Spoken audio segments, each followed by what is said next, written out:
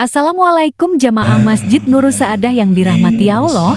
Berikut pengajian Ahad Subuh 3 Desember tahun 2023 dengan narasumber Ustadz Haji Yusuf Al-Amin LCMA dengan tema kedudukan dan hak wanita dalam Islam. Ketua DKM Masjid Jami Nurus Saadah, Ustadz kami Profesor Kastolani, yang saya hormati jajaran DKM Masjid Nurus Saadah, para jamaah subuh, bapak-bapak, ibu-ibu, majelis pengajian Ahad pagi Masjid Nurus Saadah. Terima kasih. Sebelumnya mungkin sedikit perkenalan karena mungkin ini pertama bagi saya. Jadi kalau belum kenal, jadi nanti kalau ketemu di jalan biar bisa nyapa gitu ya. Nama saya Yusuf Al-Amin, asal Pungkursari, asli Pungkursari. Orang tua dua-duanya Salatiga, saya juga lahir di Salatiga. Cinta ya seperti tadi. Nah, itulah yang membawa saya ke sini. Kami ke sini adalah diberi kesempatan oleh Ustadz kami, Profesor Kastolani. Bapak-bapak, ibu-ibu yang dirahmati Allah, di Mesir setelah di Gontor saya keliling ke Pekanbaru ke Jakarta, kemudian melanjutkan kuliah di Mesir. Di Mesir diciptakan itu adalah dari tanah. Kemudian dalam ayat berikutnya, walaqad khalaqnal insana min shalsalin min hama'in masnun, yaitu dari lumpur hitam yang diberi bentuk. Itu materi dasarnya adalah seperti itu. Kemudian setelah itu ditiupkanlah roh. Fa idza sawaituhu wa nafakhtu fihi min ruhi faqa'u lahu sajidin. Maka ketika aku telah menyempurnakan penciptaan manusia, kemudian aku juga telah membuat dia selesai penciptaannya, maka kemudian aku tiupkan dari roh ciptaanku, maka kalian bersujudlah kepadanya. Kalian itu para malaikat dan juga jin, gitu ya, tunduk untuk sujud. Jadi manusia itu, Nabi Adam alaihissalam itu mendapat penghormatan dari malaikat atas perintah Allah Subhanahu wa taala setelah ditiupkan roh ke dalamnya dan dorongan untuk melakukan keburukan. Kalau malaikat nggak ada dorongan untuk melakukan keburukan. Akhirnya kemudian Nabi Adam diberikan ilmu, wa'allama Adam al-asma'a kullaha. Ilmu pertama yang diberikan Allah kepada Nabi Adam adalah ilmu tentang nama-nama. Setelah diajarkan tentang nama-nama, ini namanya apa, itu namanya apa, baru kemudian Allah memerintahkan para malaikat untuk sujud kepada Nabi Adam. Sempurnalah penciptaan. Jadi manusia itu semenjak awal sudah sempurna ya. Nggak ada yang manusia itu dalam bentuk kera, terus habis itu primitif, ya mungkin ada peradaban dulu mungkin ya. Tapi itu awal mula penciptaan itu sudah sempurna. Manusia itu sudah sempurna. Bahkan ketika di surga Nabi Adam dan Nabi Hawa, Sayyidah Hawa itu sudah tahu bagaimana rasa malu gitu kan. Jadi ketika pakaiannya dicopot itu kemudian tiba-tiba memiliki rasa malu. Instingnya itu, fitrahnya seperti itu. Sampai akhirnya kemudian mengambil dedaunan di surga untuk dijadikan pakaian. Mana ditarik dengan kuda. Nah, kemudian di peradaban Cina, seorang suami boleh mengubur istrinya hidup-hidup, dan jika suaminya meninggal maka wanita itu diwariskan kepada keluarganya. Nah, jadi diwariskan, udah kayak barang gitu ya. Kalau di India, seorang wanita tidak boleh hidup setelah suaminya meninggal, bahkan ia harus dikremasi dan dibakar hidup-hidup bersama suaminya. Jadi kalau suaminya meninggal duluan, istrinya itu harus sama-sama dibakar. Tapi kalau istrinya yang meninggal duluan, suaminya nikah lagi, ya kan? Agak beradil. Jangan sampai mati. Kemudian Persia menghalalkan nikah saudara incest tanpa terkecuali sekalipun dengan ibunya. Ini juga terjadi di Mesir kuno. Mesir kuno itu untuk menjaga terah kekeluargaan, maka terjadi incest, menikah dengan saudara. Bahkan kalau di Persia itu menikahi ibu sendiri dan sebagainya. Itu keyakinan bahwa darah murni, istilahnya kayak gitu, darah murni kerajaan itu tidak boleh keluar atau tidak boleh tercampur dengan orang-orang luar.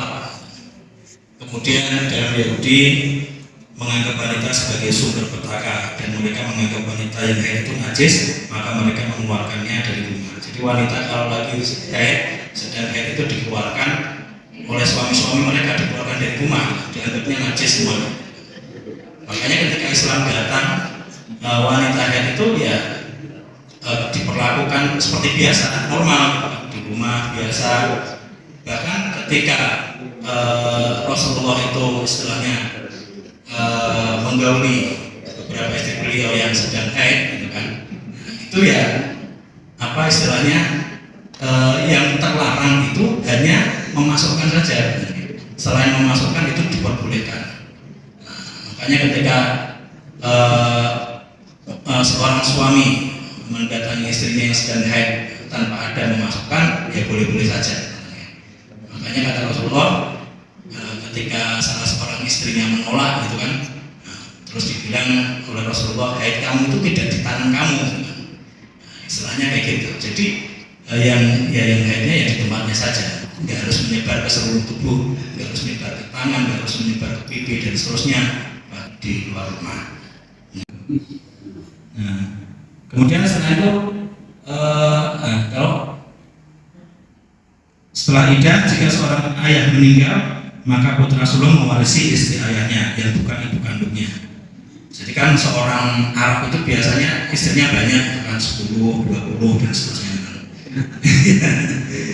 Itu banyak ya. Jadi kalau misalkan ayahnya meninggal, kan, seorang anak boleh menikahi istri ayahnya yang bukan ibunya ya, yang bukan ibunya. Kemudian terdapat praktek nikah istibdo. Istibdo itu gimana? Istibdo itu misalkan kita melihat ada orang pembesar kaum, orangnya berwibawa, orangnya kuat dan sebagainya, tokoh dalam sebuah kabilah, misalkan seperti itu. Nah, orang yang ditokohkan ini yang memiliki wibawa dan memiliki karisma ini, kan semua orang pengen lah memiliki anak dengan sifat-sifat seperti dia. Nah, akhirnya suami nyuruh istrinya, kamu malam ini pergi ke si fulan itu, misalkan, fulan itu maksudnya tokoh itu tadi kan, kamu bermalam di sana ya, supaya nanti kamu hamil dari dia dan melahirkan anak dengan karakteristik dan sifat-sifat seperti dia, gitu kan. Itu istibdo, artinya istrinya digadaikan kepada tokoh tersebut supaya nanti punya anak atau supaya nanti hamil dan punya anak seperti yang memiliki sifat-sifat seperti orang tersebut. Rasulullah mengatakan bagaimana? An-nisa'u syaqaiqur rijal. Para wanita, kaum wanita itu adalah saudara kandung kaum lelaki. Artinya apa? Artinya sama rata, gitu kan? Sama rata. Syaqaiq itu dari kata syaqaiq. Syaqaiq itu saudara kandung. Kenapa dinamakan syaqaiq? Syaqaiq itu istilahnya kalau dalam bahasa Arab itu dari syaqun, sesuatu yang terbelah dua, gitu kan? Terbelah dua. Jadi kalau satu jiwa terbelah dua gitu, nah itu saudara kandung, kurang lebihnya gambarannya kurang lebih seperti itu. Karena mereka sama-sama dari satu rahim ibu, sama-sama dari satu ayah, gak ada yang membedakan mereka, sama-sama keluar dari satu rahim yang sama. Jadi an-nisa'u syaqaiqur rijal. Kemudian setelah itu Rasulullah juga menegaskan konsep persamaan antara laki-laki dan perempuan dan menegaskan an-nasu sawasiyah ka'asnanil mushti. Manusia itu semuanya sama. Nah, ini lebih melebar dan luas lagi. Manusia dalam artian laki-laki dan wanita, laki-laki dan perempuan, manusia dalam artian Arab dan Ajam, non-Arab, laki-laki manusia dalam artian yang berkulit putih, berkulit merah, berkulit hitam, semuanya sama. Sawasiyah ka'asnanil mushti. Pengibaratan Rasulullah itu kan, kalau sisir itu kan sama rata nih. Kalau sisir nggak sama rata kan nggak enak buat sisiran. Masa satu gede, satu kecil begitu kan. Suri itu, sisir suri itu kan alit-alit itu ya, cili-cili gitu.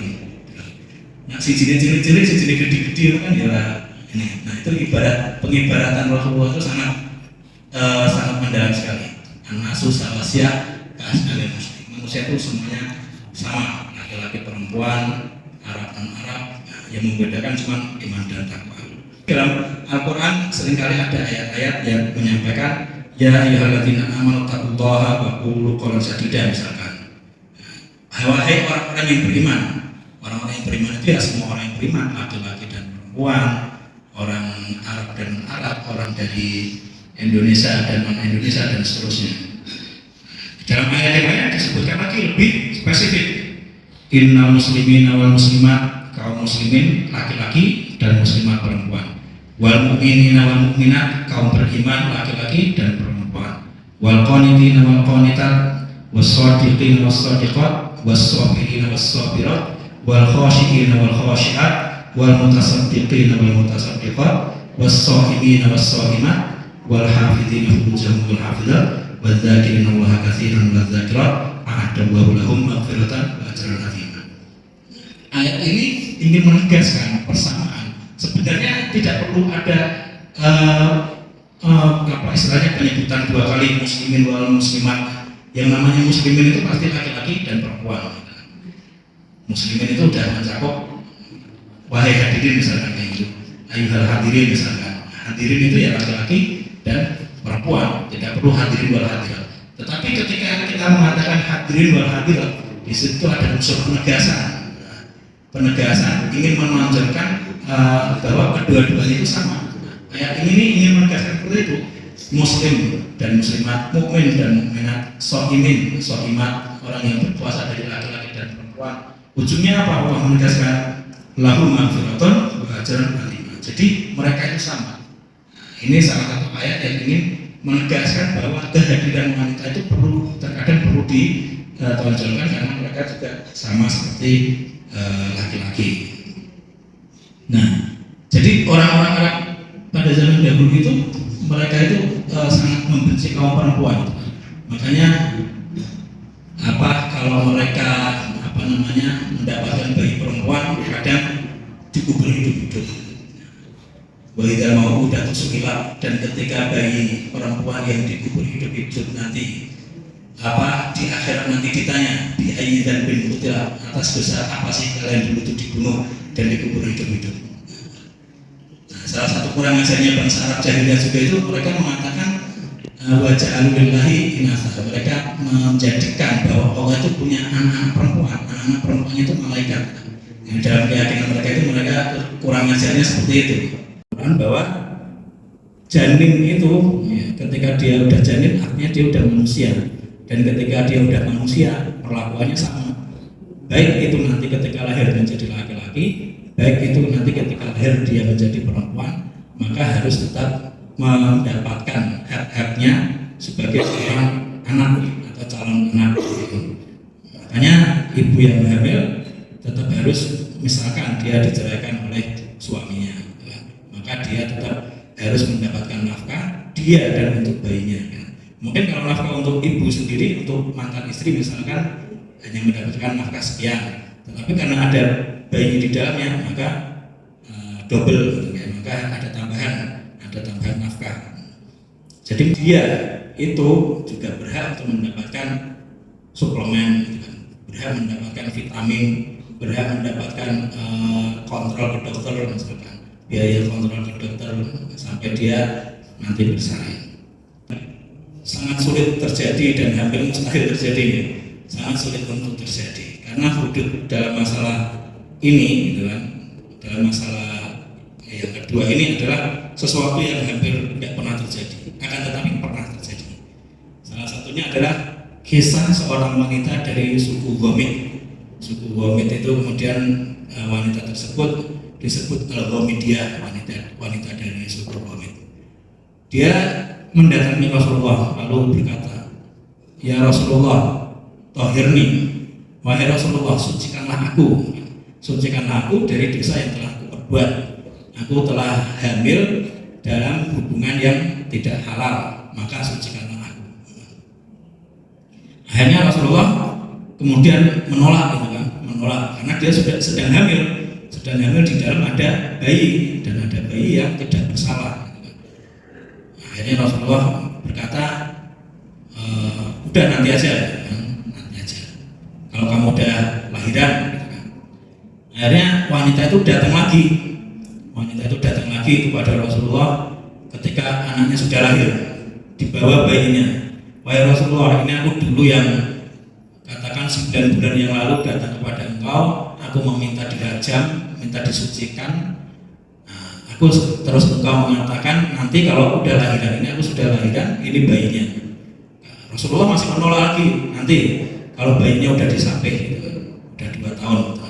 Jadi penyapihan itu kan 2 tahun, 2 tahun. Haula ini, kamilah ini liman aroda ayatimar roda. 2 tahun sempurna bagi orang yang ingin menyempurnakan penyesuaian terhadap anaknya, yaitu penyesuaian 2 tahun itu 24 bulan Hijriah ya, 24 bulan Komariah dengan cara makhluk. Nah, ini juga ada sebuah kisah. Ada seorang wanita yang berdarah dingin, wanita ininya kemudian dia ingin membalas dendam. Yang membunuh itu adalah Hamzah, itu namanya Wahsy, untuk membunuh Hamzah. Akhirnya terbunuhlah Hamzah.